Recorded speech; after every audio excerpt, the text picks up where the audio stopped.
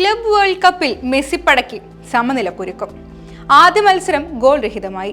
Football ആരാധകർ ആവേശത്തോടെ കാത്തിരുന്ന ക്ലബ് വേൾഡ് കപ്പിന് ഗോൾ രഹിത സമനിലയുമായി തുടക്കമിട്ടു.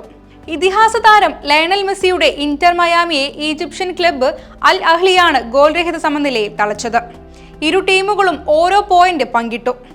വ്യാഴാഴ്ച പോർട്ടോയ്ക്കെതിരെ അറ്റ്ലാന്റയിലാണ് ഇന്റർ മയാമിയുടെ അടുത്ത മത്സരം. ആദ്യ പകുതിയിൽ അൽ അഹ്ലിക്ക് ലഭിച്ച പെനാൽറ്റി ഇന്റർ മയാമിയുടെ Argentina goalkeeper Oscar Ustari തടഞ്ഞിട്ടിരുന്നു. മത്സരത്തിന്റെ അവസാന നിമിഷങ്ങളിൽ ലയണൽ മെസ്സിയുടെ ഗോളെന്നുറപ്പിച്ച ഷോട്ട് ഉൾപ്പെടെ തടുത്തിട്ട് Al Ahly goalkeeper Mohamed El ഷനാവിയും ടീമിന്റെ കാവൽ മാലാഖയായി.